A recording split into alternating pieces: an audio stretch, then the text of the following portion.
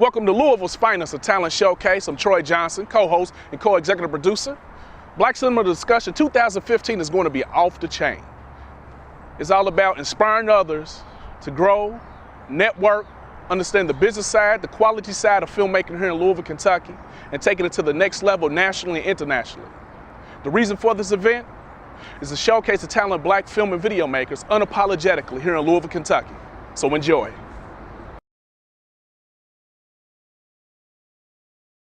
Good afternoon and welcome to Louisville's finest showcase of talent. And this is the second annual discussion on blacks in cinema. I'm your host, Randy Nichols, and I have this distinguished panel here with us today. And I'd like to start to my right and have them introduce themselves and give them some background, give you all some background on what they do and how they've got to where they've gotten to. So Good afternoon. My name is Akron Burton, and I'm a photographer and filmmaker. Been involved in producing exhibitions of my photography and film for over 40 years. I started out in Philadelphia as a teenager. I got very, very involved in film through my involvement in the Boy Scouts. My Boy Scout leader was a photographer, and I used to hang out in his dark room.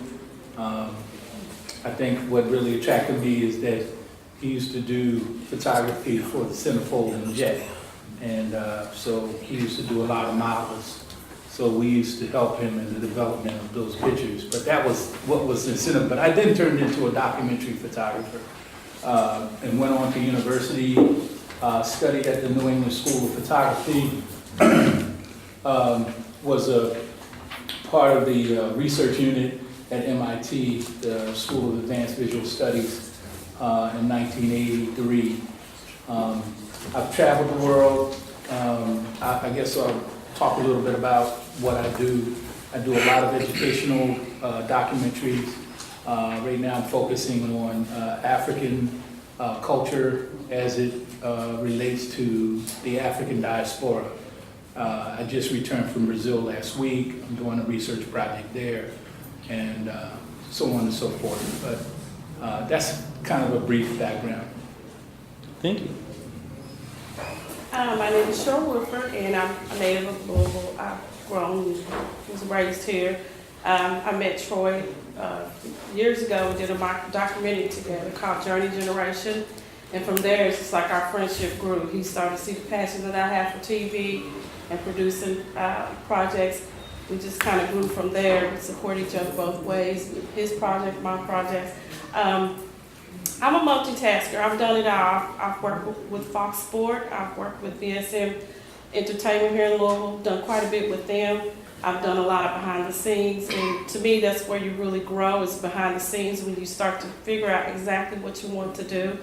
My passion is the producing part of it, but I've done it all. I've gotten coffee, I've had to do camera work, I've done it all. So, but I really love working with the VSM Entertainment. I've worked with Kelly Film Works. I work with KET.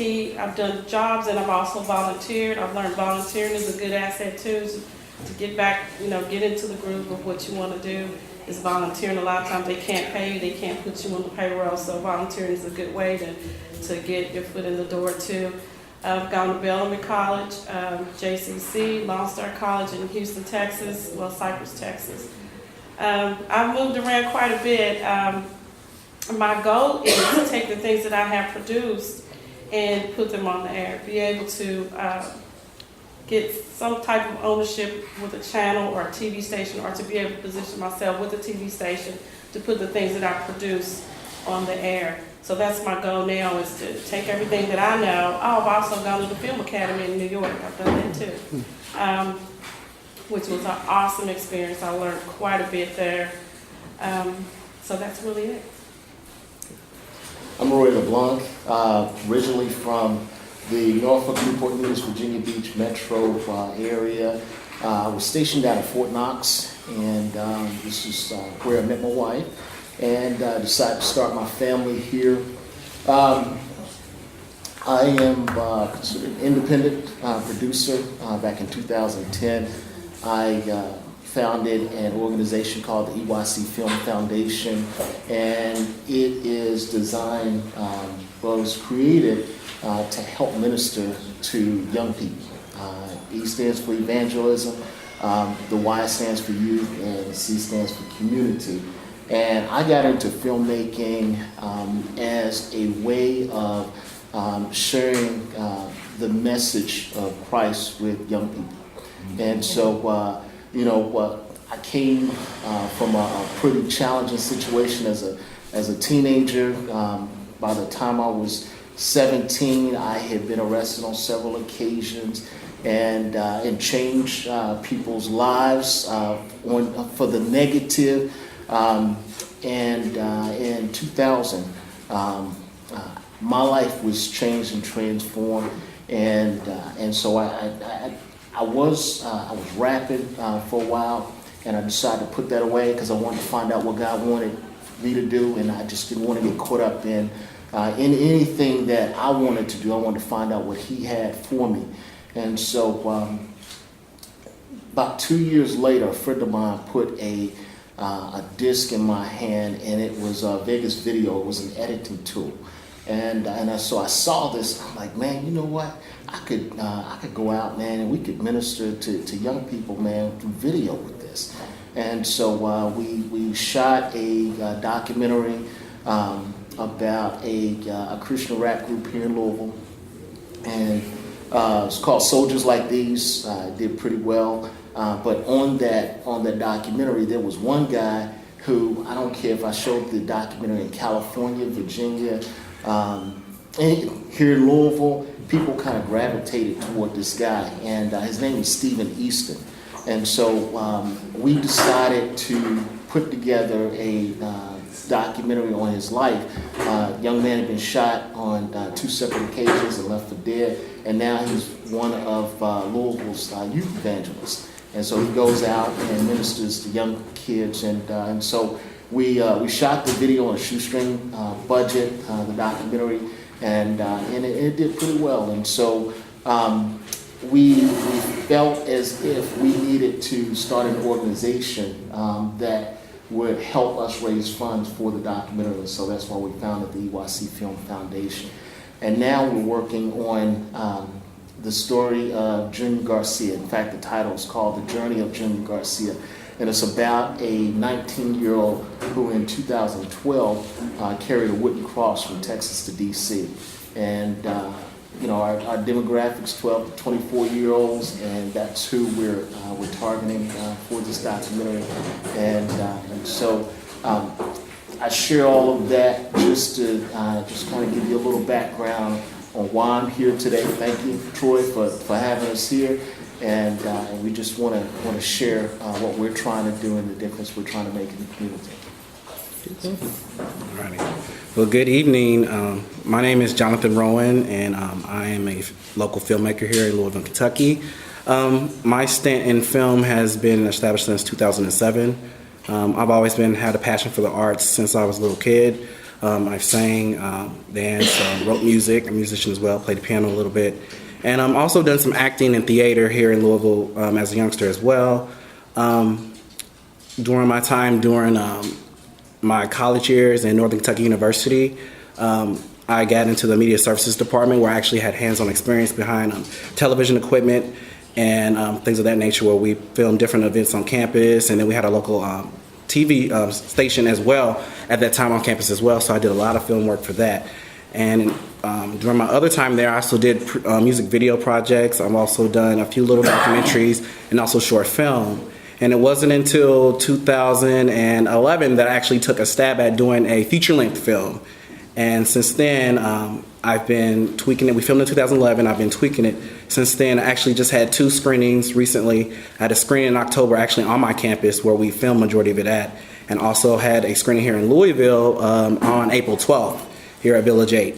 So the next move without that is putting in different film festivals and just getting my name out there more and developing more projects and networking as much as I can here in Louisville. And my passion for film, I consider myself a filmmaker overall, not a filmmaker, but just a storyteller overall. I don't define myself by a certain genre. I just want to take real stories that can touch people's lives and bring hope and passion to people out there, and also give youth a positive role model to look at that, I'm young and you don't have to be out here in the streets. You can do something with your talents. You can make something of yourself. And that's my goal, to aspire to keep moving forward and eventually see where I can go with this. And my ultimate goal is to be in the entertainment industry and possibly make a move to LA real soon. Thank you. My name is Nathaniel Spencer. I'm CEO and founder of We See You Productions. It's a local film and television production company I started 3 years ago. I originally started in the business 29 years ago as an actor in Hawaii. There I learned in college at Leeward Community College in Hawaii, Loa. I also worked in production in the cable network as well, there in Hawaii. Moved to California, started working behind the scenes and in front of the camera in the major studios, Paramount, Universal, Warner Brothers. That's where I got a lot of my experience at as well. Then went to Europe, did some stuff over there too, music as well. Just like Jonathan, I'm into the music thing as well. But film and television is my passion, it's my heart. I feel like God really is allowing me to use that to help a lot of people. I do internship programs as well with my company with the youth, ages of 8 years old on up to young adults. And if there's any seniors, seasoned folks that want to get into the business, it's open for you as well. I have some people may know me from doing a documentary of the Dirt Bowl. It's a full-length feature film about the Dirt Bowl here in Louisville, Kentucky. If no one's familiar with the Dirt Bowl, it's a summer league basketball tournament that's been around since 1969. And I did a full-length feature on that history, featuring over 50 of the Dirt Bowl greats, from NBA champions to college champions, high school champions. Did that released that in 2013. Worked on an Italian film in New York, so I do a genre of films. I'm in pre-production right now with a German film also. And I'm currently releasing a reality show called The Biker Chicks. So, and it's not what probably most people would think that it's gonna be. So look for that. You can go to thebikerchicks.com and start supporting that for me as well. Found out I have a relative in the filmmaking about maybe a couple months ago. This guy right here, Slasher. I have to give this young man his props. It was his first film, and I've seen a lot. And I'm telling you, keep your eyes open for this young man right here, Jonathan Rowan. I have to give him his props, cuz. Thank you, cuz. Yeah. So that's it. All right, thank you. And a little bit of background about myself. I am a native of Western Kentucky. I'm from a little town called Madisonville, and had the opportunity a year or so to go to meet Troy at one of these activities, and we discovered we had a lot of similar interests in terms of the arts, the entertainment, and things of that nature. So because of that, he's asked me from time to time to join him on his TV shows or to host a program such as this. I'm a long-time movie and TV buff, so we get into a lot of great discussions when we're together and have these particular activities. One of the reasons why I think this particular workshop is informative is because when we tend to think about the cinema aspect of our lives, we more or less tend to think about entertainment. Well, we have people on our panel today who not only have delved into the realm of entertainment, but they also have provided information. So what I'd like for the audience to keep in mind in particular as we talk about our particular topics tonight is that with the cinema, it can be informative, it can be educational, and it can be entertaining. What we want to think about is how do we as a community want to utilize the talent, the resources that we have available to us as part of not only this community, but to the greater African American community as a whole. We have known that there have been challenges in the entertainment field in regards to people of color, just from the very outset to even to today. And one of the things that I like to throw out as an initial topic and point of discussion for our panel today is, how do you see the cinema or Hollywood or entertainment in general has changed over the last 5 to 10 years, and where do you think other changes are going to come over the next decade or so? And I just throw that out to the panel as Well, I guess, excuse me, I want to introduce another panel member, Mr. Tony Yates. All right, and you can give us your background. Okay. My name is Tony Yates. I'm originally from Louisville, Kentucky. I worked in television and film for about 20 years. I started out working in television news, and I've done a lot of freelance working with production companies, small film companies. Currently, I'm a freelance writer working on the script right now. I can't talk too much about the script, but I'm working on a full feature script, and so hopefully it'll be finished sometime this year. Okay, thank you. So again, I throw out a topic for this. Our first topic for discussion is, again, how do you see how Hollywood has treated, or the entertainment industry in general has treated the people of color over the last few years? Where do you see changes coming over the next few years, the next decade or so? And this is open to anybody on the panel. I'll just go ahead and start. Back in the 90s, it seemed like I would remember a lot of African American movies coming out, and it seemed as if we had more opportunities, obviously in front of the camera as well as behind the camera. But now we're in a global environment, and with that global environment, I really believe Hollywood's kind of shut some doors and have restricted access, because if you're not marketable globally, then it's going to be difficult for you to get some of those roles that we might have traditionally gotten in the past. Now, I do believe we're in an exciting time because we have cable, and cable is changing dramatically. You have HBO that's being offered aside from cable, and we will have other networks that are going to follow suit. Well, that means they need plenty of content, and they have their markets just like everyone else, and so that means that as long as we build, someone had talked about great stories. As long as we can build those great stories and create those great stories and build that content, then I think the opportunities will be there for us. So I think the climate overall is improving. It looks, in terms of theatrical releases, forget about it. But in terms of the internet, in terms of streaming, even DVD and Blu-ray sales have really decreased. I think still there will be more opportunities for us with smaller budget films.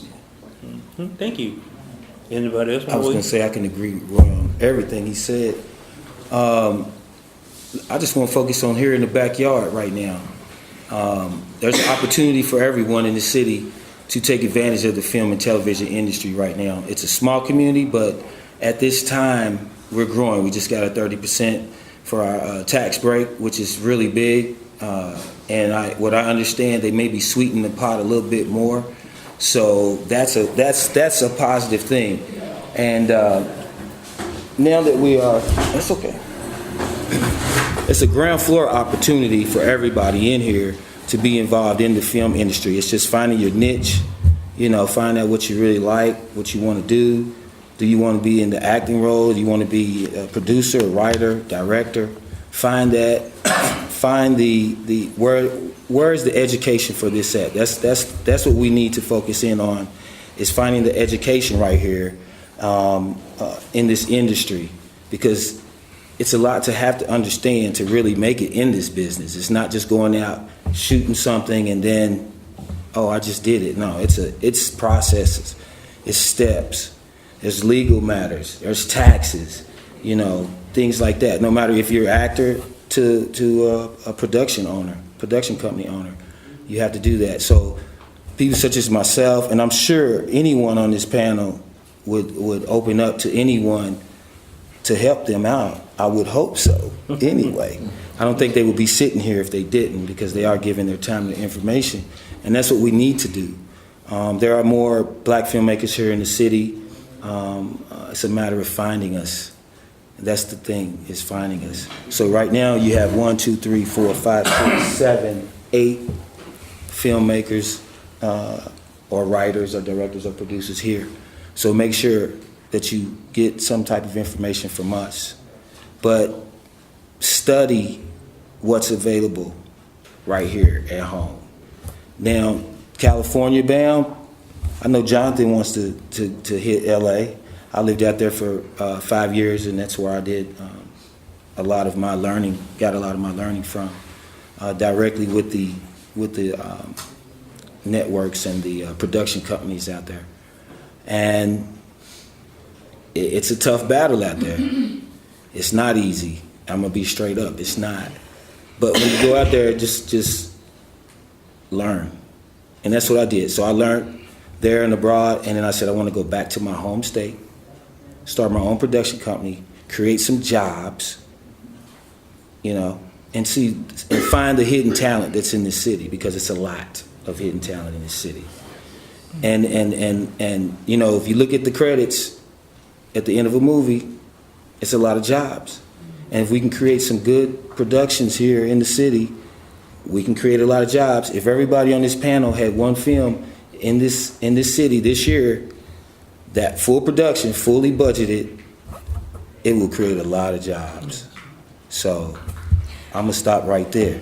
You bring up a good point, you know, because if you look at, say, for instance, Spike Lee, he has brought a lot of work to Brooklyn. If you notice that Brooklyn is his base. Yes. All right.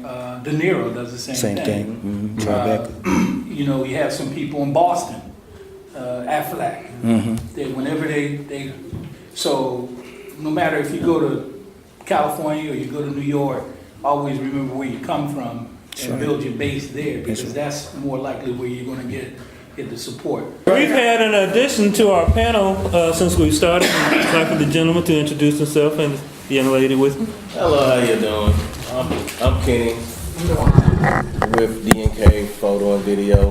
And sorry about our tardiness. We was at another event we had to do, so we kind of ran over. So, but we do like filmmaking plus photos and everything.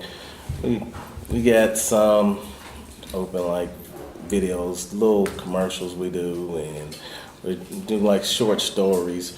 We're trying to get off into the movies, but it's like it is. It's a start. Trying to get hard part here is trying to get everybody to come on time. You know what I'm saying? It's funny because we're late, but that's one of the things.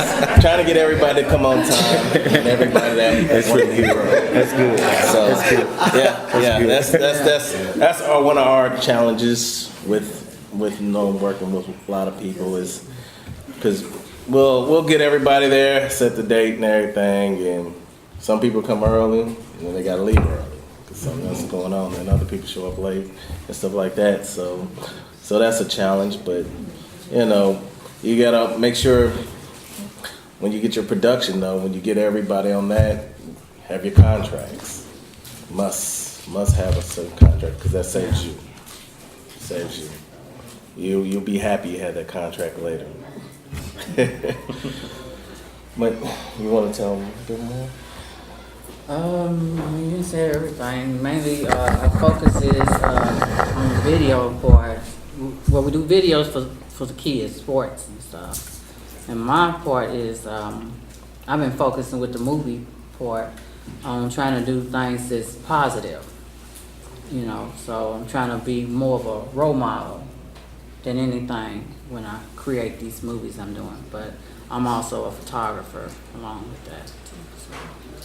How many of y'all familiar with World Star? Now, what do y'all mostly see on World Star?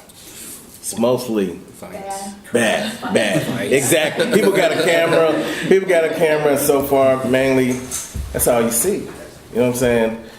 And we want to get to the point where you could kind of change that, you know, because that negative, we don't need that for real. You know what I'm saying? Especially our people, because mainly this are people on there doing that stuff, recording that stuff, and not helping. You know what I'm saying? Sometimes people just need to put down the camera and help that person that's in need too. You know what I'm saying? But since we are working on video and stuff, sometimes we need to put some positive stuff on there, even if it's just something short. Give our younger crowd something to look forward to, instead of just seeing something negative and bad all the time. You know, it just disgusts me every time I see look on Facebook, and I always seeing somebody fighting, somebody video recording somebody fighting, you know. And we need to get away from that as a people, Yeah, that's right. especially if we plan on growing. That's right. That's right. So, Thank you. I'm gonna kind of go back to what he was saying about history. I think that it's very, very important to know your history.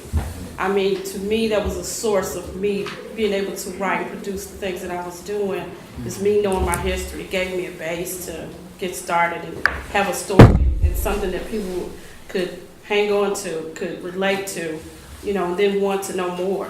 So, though, to me, knowing your history was really key, and I just can't say that enough. Jonathan? From the younger filmmaker's perspective, Hollywood has always seemed to me to be a white elitist machine, and it was designed to keep you out, first of all. So it's very tight, close-knitched. Even if you are white, you have to be somebody's cousin or family member or somebody they really value to be allowed in. So with that being said, it can also almost be compared to the same era as civil rights. You know, this machine has been around for 80 to 100 years, and you know, we roughly are newer in the machine, maybe 30 or so more years in, you know, the actual business. So we only have really a handful of prominent, you know, black directors that you even see here and there. You know, now the newest person on the scene is Lee Daniels. You know, he has Empire and Son the Butler and Precious and, you know, Shadowboxer and different things like that. And so, you know, it's up to us to create more compelling stories for us to get that attention when we already have something that's against us in the first place. And, you know, with that era when we were first created, you know, black exploitation films in the 70s, you know, was the first part to get us in the door and start showing that, you know, we have a voice in film. But it kind of alienated the white audience as well, and made them fear us, thinking we're all about violence and guns and different things like that. So even though they had their white exploitation films as well, it wasn't compared at the same level. We were always demonized in that sense. And so as the years progressed to, like, I say the last 5 years, our projects have really changed. You know, we've tried to have more compelling stories, more real things that are going on, not only in our community as well, but just in the world, you know, as well. But it seems like the white audience gravitates more towards stuff like The Help. You know, they want to see our history, but they may be alienated when it's a story that's mostly from our perspective or something close to home, like in our family situation or something like that. And one thing that I see the forefront of that era was Tyler Perry. You know, he came in and he created this Medea character. And, you know, while that was funny, I feel like that audience is only the average going, you know, Baptist Southern church lady. That, you know, that's her lane. And I can't relate to him enough, you know, in that lane, because I want to see more. I want to see the genre open more beyond, you know, just what he offers to that audience. I'd like to say thank you to the panel, to the audience. It's been a great session. It's been a wonderful session, and hope to see you all again next year. All right.